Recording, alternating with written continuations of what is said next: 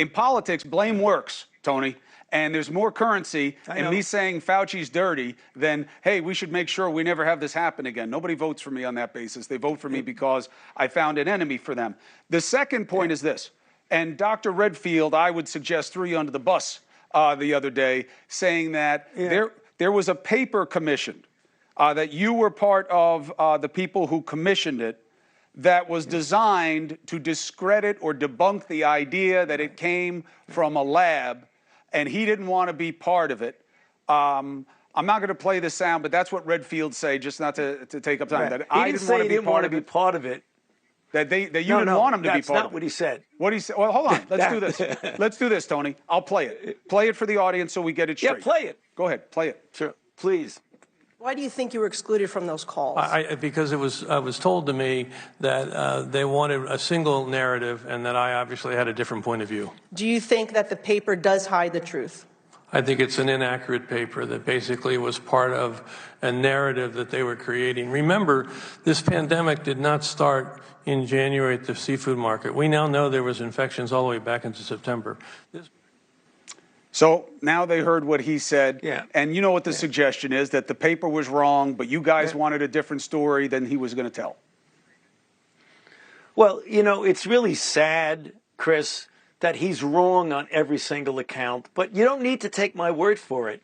You take the word for the people. He's saying that the phone call to discuss the possibility that this might have been engineered, that I was in charge of the phone call and I deliberately excluded him because his ideas differed from what he interpreted were mine. Well, first of all, he had no idea what my ideas were because I kept a completely open mind. Secondly, I was not responsible. I didn't include or exclude anybody from the call because the people that were responsible for setting up the call were Jeremy Farrar from the Wellcome Trust in the UK, Eddie Holmes from Australia, and a bunch of other very competent evolutionary virologists. So for him to say, and it's sad that he's so wrong, and he's publicly saying that I excluded him. Now, the other thing that's important, he's saying that I excluded him because his idea was different from my idea, and his idea was that it came from a lab. Well, half the people on the call felt it might be from a lab.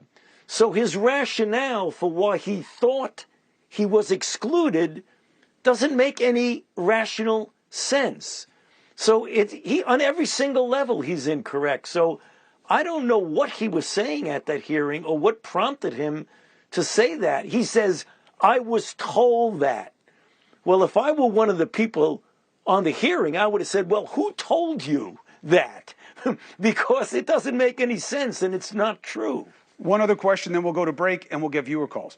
Dr. Kristen Anderson, it said in an email sent to Nature that Fauci prompted the paper's drafting in order to disprove the lab leak theory. Was the point of the paper to disprove the lab leak theory, and why, if so? No, absolutely not. The way it was, there was a very open, in good faith discussion during the phone call on February 1st, where very competent evolutionary virologists were going back and forth, and they decided on the phone call, listen, let's take a little time and go back and really carefully examine those sequences and see if, in fact, there's anything to that. They did that, and they came to the conclusion that, in fact, it is more likely that it was not something that was engineered, but something that actually escaped from a wet market. And in order to get it peer-reviewed, they wrote a paper to let the peer review system evaluate whether it was valid. And it did. And that's how the paper came about. So this idea of saying, write the paper to definitively disprove something is conspiracy at its height, Chris. It's really ridiculous. I hear you. I appreciate you taking the opportunity to deal with the questions head on. It's the best thing the audience could have. Let's take a break. We'll come back. Hey, thank you for watching.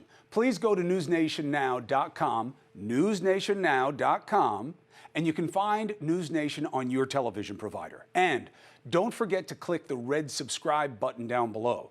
Then you will get more of NewsNation's fact-driven coverage.